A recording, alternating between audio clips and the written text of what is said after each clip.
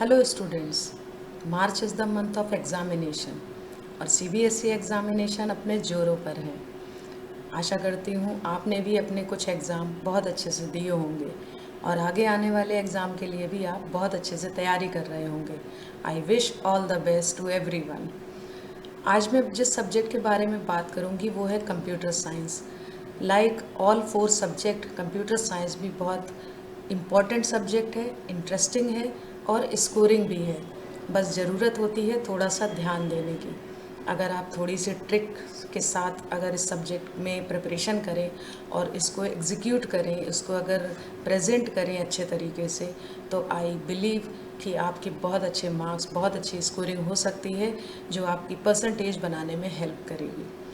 आज मैं इस वीडियो में यही बात की चर्चा करूंगी कि कंप्यूटर साइंस में ज़्यादा से ज़्यादा मार्क्स कैसे स्कोर किए जाएं। कई बार ऐसा होता है कि आप सब्जेक्ट के पेपर पैटर्न को तो देख लेते हैं, लेकिन कई बार कंफ्यूज होते हैं कि कैसे क्वेश्चन होंगे, किस तरह के क्वेश्चन होंगे, कौन से क्वेश्चंस की ज़्यादा प्रैक्टिस की जाए, किस क्वेश्चन पे या किस चैप्टर पे ज़्यादा ध्यान दिया जाए या किसी को थोड़ा सा कम इम्पोर्टेंस दी जाए। इन्हीं सारी चीज़ों का डिस्कशन करने के लिए और सारे डाउट्स को क्लियर करने के लिए आज मैं अपने चैनल पर इस वीडियो को लेकर आई हूँ, how to score good marks in computer science. तो चलते हैं वीडियो की तरफ। हेलो स्टूडेंट्स, आज हम इस बारे में बात करेंगे how to score high in computer science. ये कोई बहुत बड़ी बात नहीं है। कई लोगों को लगता है कि ये सब्जेक्ट बहुत टफ है, इसमें बहुत जल्दी गलतियाँ हो जाती हैं, याद नहीं होता है, थ्योरेटिकल और प्रैक्टिकल में कैटेगरी नहीं कर पाते हैं।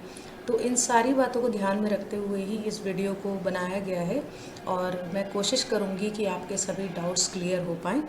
तो आगे चलते हैं कि किसी भी टारगेट को रखने से पहले आपको सोचना ज़रूरी है। अपने आप में ये फील कीजिए, अगर आप बड़ा सोचेंगे तो बड़ा गेन भी कर पाएंगे। So first you dream big and achieve big. सबसे पहले आप ये टारगेट कीजिए कि मुझे फुल ऑन 100 मार्क्स के लिए टारगेट करना है। आई एम सॉरी टू से फुल ऑन 70 मार्क्स के लिए टारगेट करना है, बिकॉज कुछ मार्क्स आपको ऑलरेडी प्रैक्टिकल में मिल चुके हैं और अब आपके हाथ में सिर्फ और सिर्फ 70 मार्क्स का टारगेट है। और ये कोई बहुत बड़ा टारगेट नहीं है, लेकिन फिर भी initially we can say it कि dream big and achieve big. Next thing जो मैं कहूँगी दैट इज़ एक बहुत बढ़िया कोट है वॉल्ट डिज्नी की तरफ से, if you can dream it you can do it. अगर आप अपने मन में ये सोच लें कि यस मेरे लिए कुछ भी इम्पॉसिबल नहीं है, तो आप इस चीज़ को बहुत अच्छे से गेन कर सकते हैं। ये कोई बहुत बड़ी बात नहीं है।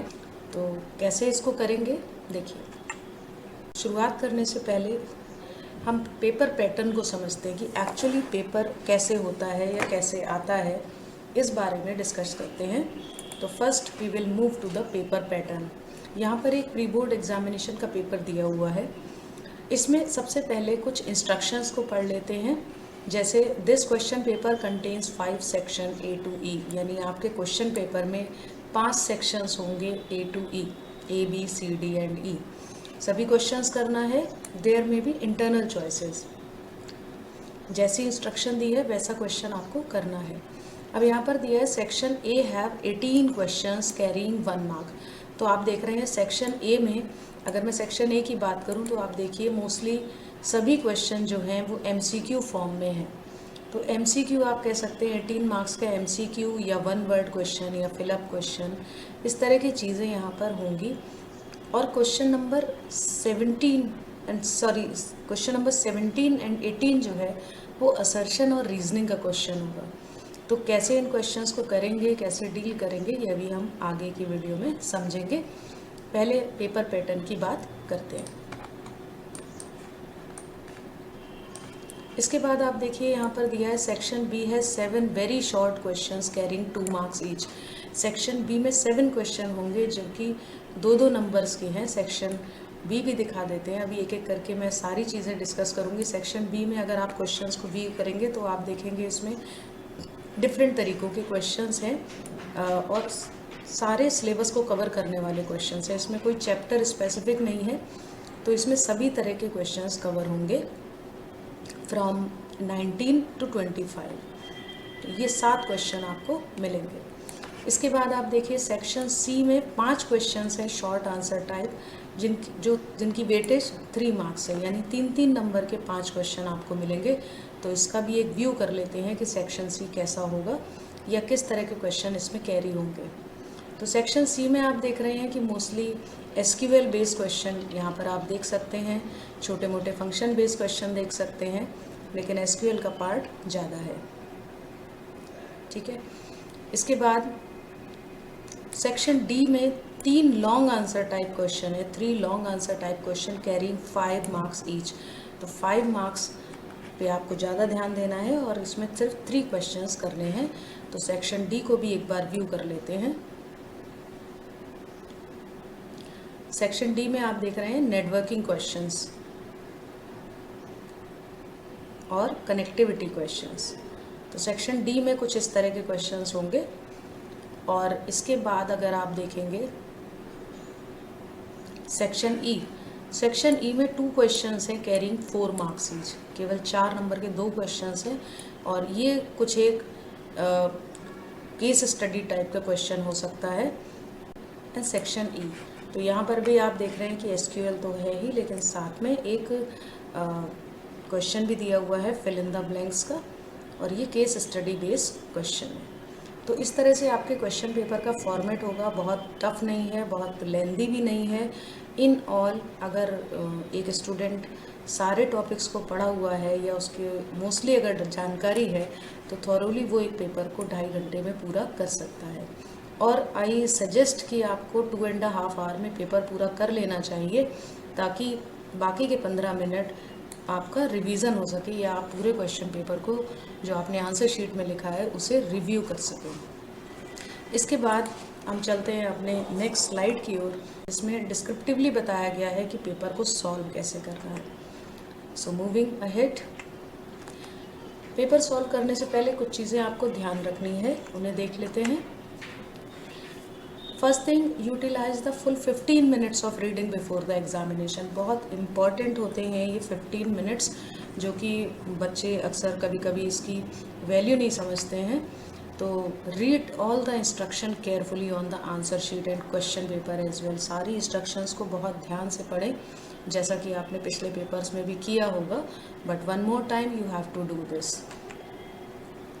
और क्या करना है, read all output questions and try to get the concept of question. पूरे क्वेश्चन पेपर में आप सबसे पहले आउटपुट क्वेश्चंस देख लीजिए, ताकि आपको थोड़ा सा उसका लॉजिक का अंदाज़ा हो सके, क्योंकि नए वेरिएबल्स होते हैं और कई बार आपको समझने में भूल हो सकती है कि लिस्ट है, डिक्शनरी है, फंक्शन है, टपल है, वेरिएबल है, क्या चीज़ है। तो इस पर थोड़ा सा टाइम टेकिंग टास्क होता है ये, इसलिए सारे आउटपुट क्वेश्चंस आप पहले रिव्यू कर सकते हैं। इसके बाद आपको read all right a function question. Right a function means वो वाले क्वेश्चन जो 2 नंबर में या 3 नंबर में होते हैं और उनकी स्टार्टिंग कुछ इस तरह होती है, write a function to perform so and so task की। तो इसको भी अभी हम आगे समझेंगे।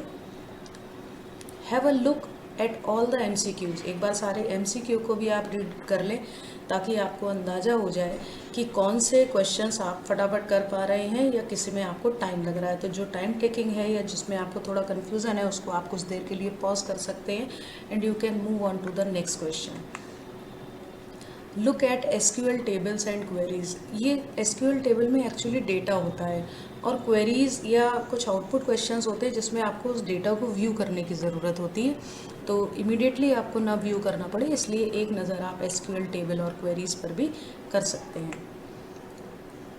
Then use blue pen only. Strictly I will say use blue pen only, क्योंकि और कोई पेन एग्जामिनेशन में अलाउड नहीं होता है। अगर आपको कहीं पे हेडिंग देना है या हाईलाइट करना है तो आप ब्लू पेन से ही डार्कन कर सकते हैं, उसको अंडरलाइन कर सकते हैं, उसको एक बॉक्स में बंद कर सकते हैं, but no nothing should be used other than a blue pen. And strictly prohibited, do not use a pencil. Pencil तो बिल्कुल भी यूज़ नहीं करना चाहिए, क्योंकि अगर आपने पेंसिल से कोई आंसर लिखा है तो वो कंसीडर नहीं किया जाएगा, that will be treated as a rough work. तो इस चीज़ का भी ध्यान रखना है कि आपको पेंसिल का यूज़ नहीं करना है। आगे चलते हैं। फिर बारी आती है आपकी आंसर शीट की। Answer sheet is an important part of your examination. इसको कैसे यूज़ करना है, ध्यान से देखें। आपकी आंसर शीट में मार्जिन्स नहीं होते हैं, तो सबसे पहला काम आपको ये करना है कि मार्जिन लाइन ड्रॉ करनी है और सारे आंसर से एक सीक्वेंस में करने हैं। पूरा पेपर जिस सीक्वेंस में है, अगर आप उसी सीक्वेंस में आंसर करेंगे तो आपको ये भी याद रहेगा कि मेरा कोई क्वेश्चन छूटा तो नहीं है, क्योंकि आप जिस क्वेश्चन पे ज़्यादा टाइम लगा रहे हैं या जो अभी आपको समझ में नहीं आ रहा है उसके लिए आप जगह छोड़ सकते हैं।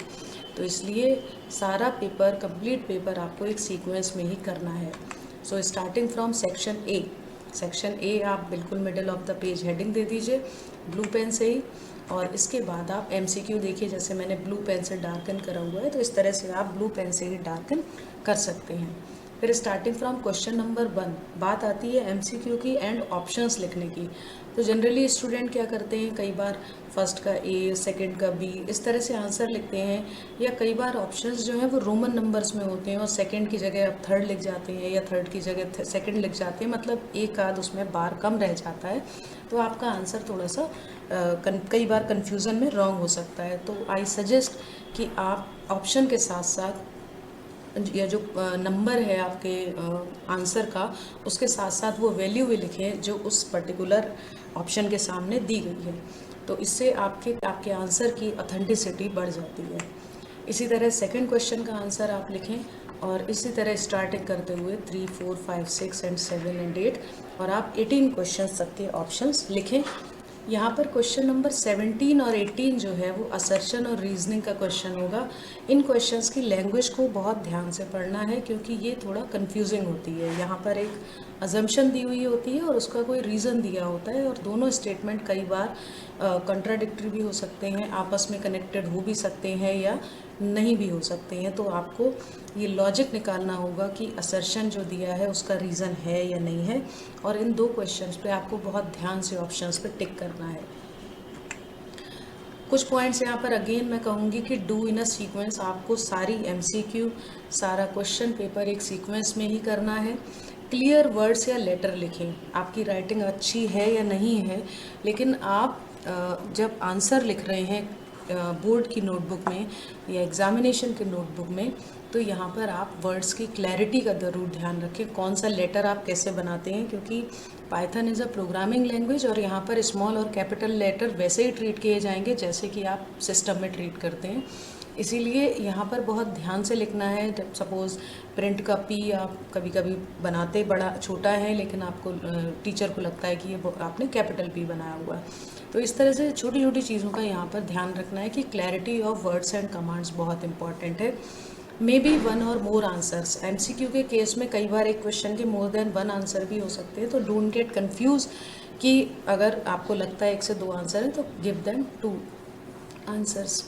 And draw 1 line after all the MCQ. जब आपका एक पार्ट ख़त्म हो जाए, सेक्शन ए फिनिश हो जाए या सेक्शन बी फिनिश हो जाए, तो इस तरह से जैसे मैंने यहाँ पर पेज पे लाइन ड्रॉ कर रखी है ब्लैक कलर की, थोड़ी डार्कन सी, वैसी लाइन आप ड्रॉ कर सकते हैं। तो इससे आपके सारे सेक्शंस जो हैं वो सेपरेट दिखेंगे और आप सारे क्वेश्चंस को एक बार अच्छे से रिव्यू कर पाएंगे।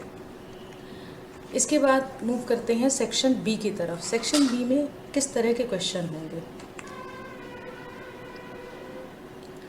2 मार्क्स क्वेश्चंस होंगे सेक्शन बी में, और इसमें इतने तरह की वैरायटी हो सकती है। There will be definition question, there will be differentiate question, there will be output question, error question, some example questions, abbreviation questions and some question may have internal choices. तो इन कुछ टाइप के questions को देखेंगे हम कैसे लिख सकते हैं, इसकी प्रैक्टिस एक यहाँ पर आपके साथ करेंगे। So suppose we have a definition question. अब डेफिनेशन क्वेश्चन जब भी हमारे सामने आता है तो स्टूडेंट के मन में बहुत सारी स्टेटमेंट्स आने लगते हैं, वो उससे रिलेट करती हुई कई सारी चीज़ों को अपने माइंड में सोच लेता है। तो एक बात ध्यान रखें कि डेफिनेशन में आपको जो पूछा गया है उसकी ही एग्जैक्ट डेफिनेशन लिखनी है, उससे आगे या पीछे या उसके बाहर कुछ भी नहीं लिखना है, क्योंकि आप सोचते हैं 2 नंबर का क्वेश्चन है, मैं 5-6 लाइन लिखाऊं, नो मीनिंग ऑफ दैट।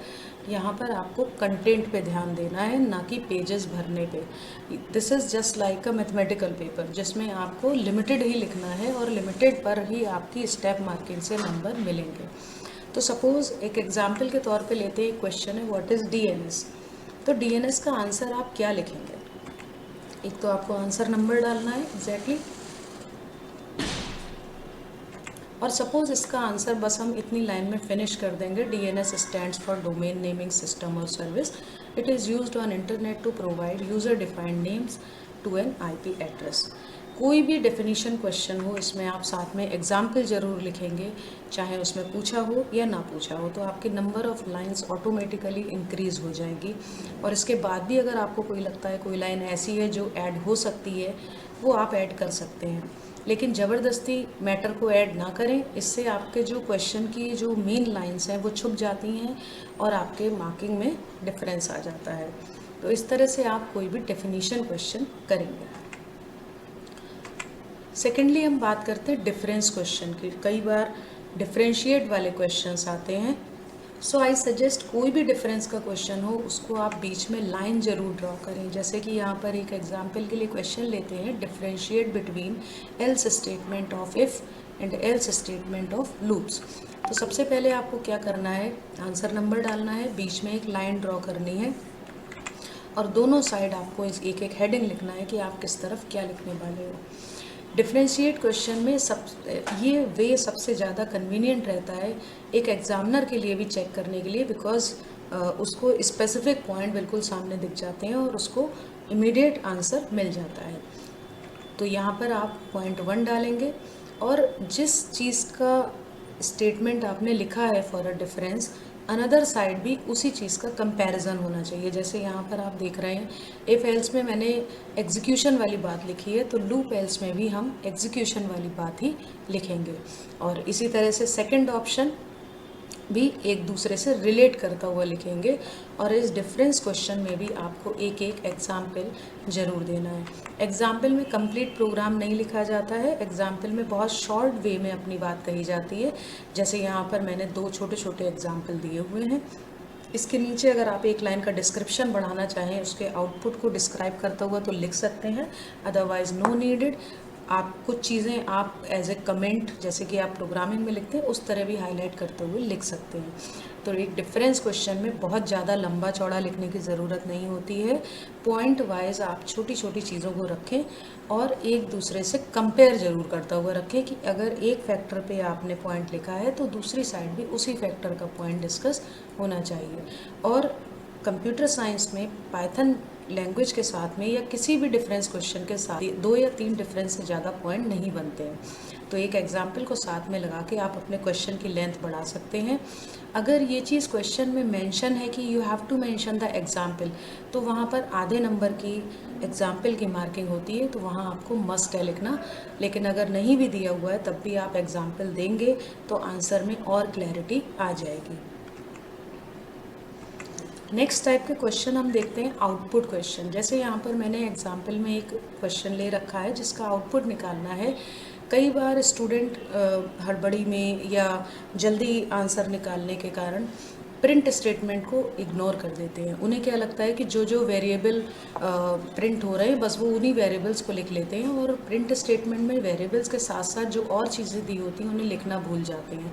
जैसे कि मैसेज में कुछ लिखा हो सकता है, या जैसे इस एग्जाम्पल में आप देख रहे हैं कि हैश सिंबल लगा हुआ है, एंड पैरामीटर लगा हुआ है।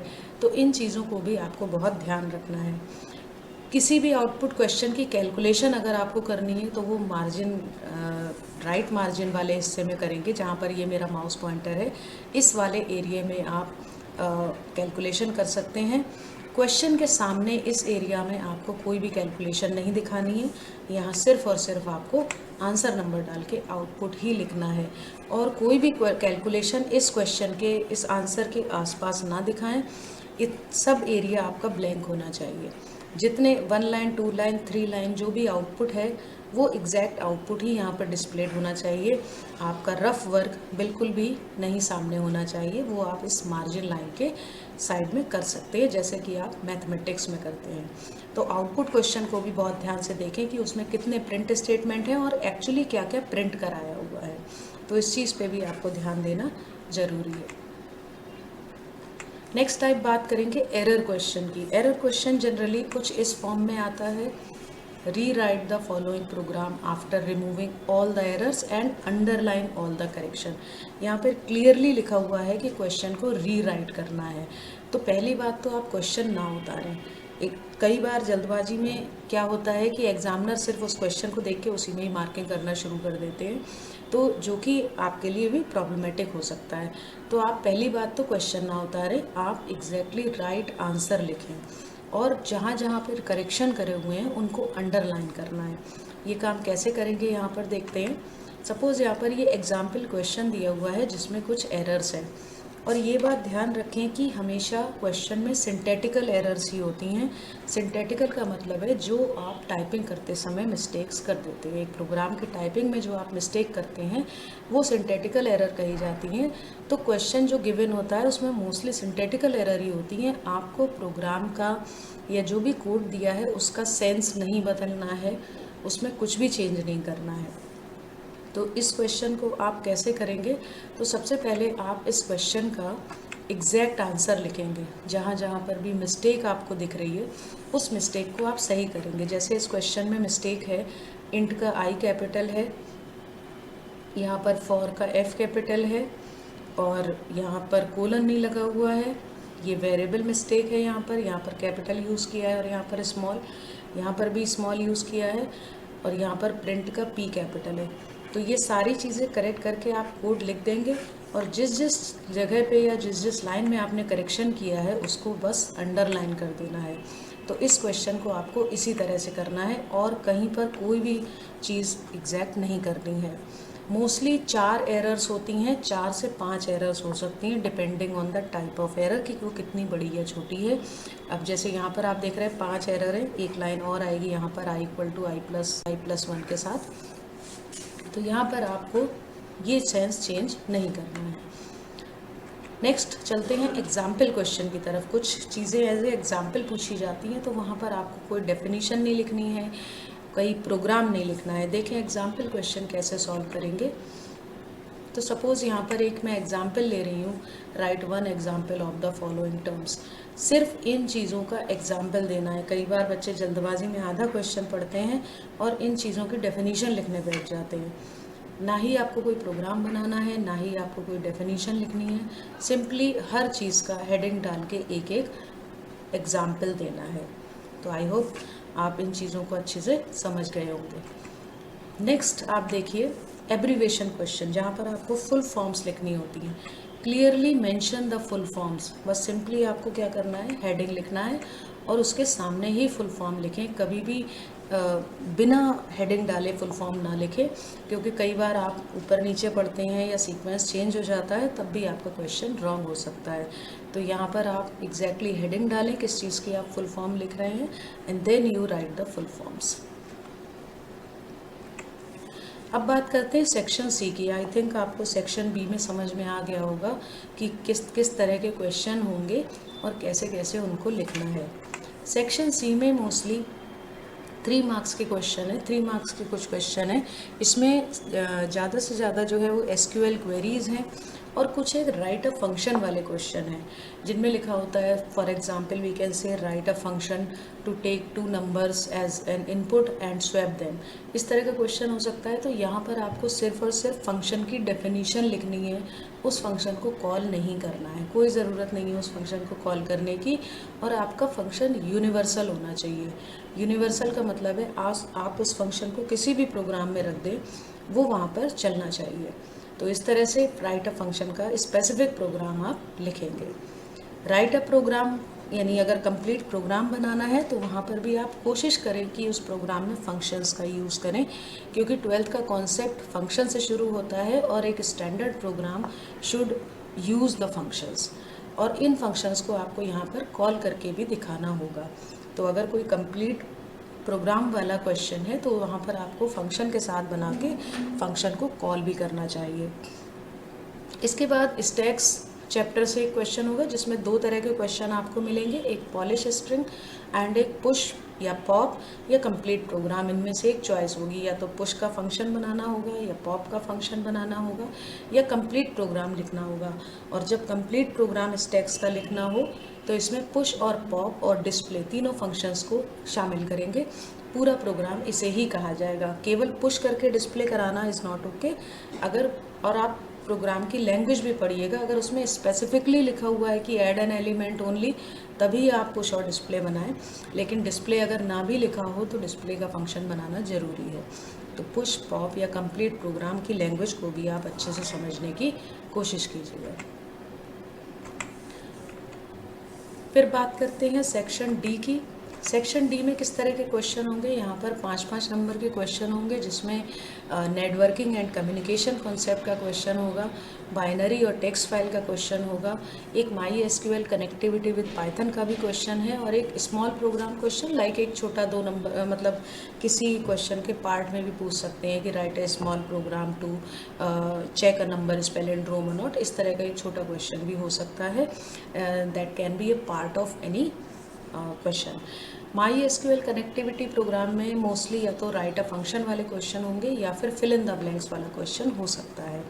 बाइनरी और टेक्स्ट फाइल में भी राइट अ फंक्शन वाले ही क्वेश्चन मोस्टली होते हैं, या तो टेक्स्ट फाइल में किसी पर्टिकुलर बिहाफ पे सर्चिंग कराई होती है या बाइनरी फाइल में किसी बिहाफ पर सर्चिंग कराई होती है। तो इस तरह के क्वेश्चन को भी आप स्टडी कर सकते हैं। सेक्शन ई में आपके पास 4 मार्क्स के क्वेश्चन मिलेंगे, जिसपे अगेन SQL क्वेरीज हैं और उसके बाद CSV और बाइनरी फाइल की केस स्टडी है। ये लास्ट सेक्शन है और यहाँ पर दोनों फाइल की केस स्टडी का एक एक क्वेश्चन हो सकता है। इसके बाद कुछ ओवरऑल प्रिपरेशन की बात करते हैं कि अगर अभी तक कुछ लोगों ने, वैसे तो आई फील प्रिपरेशन बहुत अच्छे से शुरुआत कर दी होगी, लेकिन फिर भी अगर आपको लग रहा है कि हम कौन सा सेक्शन पहले पढ़ें, तो आई सजेस्ट कि अगर अभी भी आपको लग रहा है कि आपकी तैयारी नहीं है, तो सबसे पहले आप SQL और नेटवर्किंग की ओर ध्यान दें और रिवीजन टूअर, यानी कि जिस सेक्शन से आपके MCQ सबसे ज़्यादा आ सकते हैं या छोटी छोटी चीज़ें सबसे ज़्यादा आ सकती हैं, अगर आप इन 3 टॉपिक्स को भी बहुत अच्छे से कवर कर लेंगे, तब भी आपको कहीं भी लैग करने की ज़रूरत नहीं पड़ेगी। आप कहीं ना कहीं कॉन्फिडेंट रहेंगे। ओवरऑल प्रिपरेशन की अगर बात करें तो यहाँ पर सबसे पहले मैंने जैसा भी बताया, prepare SQL networking and revision tour very first as they are counted and scoring sections with little efforts. यहाँ पर आपको बहुत ज़्यादा डेप्थ में नहीं पढ़ना पड़ता है, छोटी छोटी चीज़ों को आप स्टडी कर सकते हैं। उसके बाद आप फाइल हैंडलिंग पे वर्क करें, क्योंकि फाइल हैंडलिंग में सिर्फ राइटिंग या सर्चिंग का ही प्रोग्राम होता है।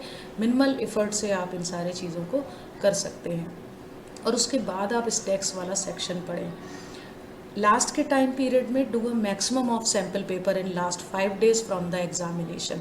और ये सैम्पल पेपर सिर्फ व्यू लेवल पे नहीं होना चाहिए, यहाँ पर आप कम्प्लीटली रिटन और एक टाइम लिमिट सेट करके ही क्वेश्चन पेपर को करें।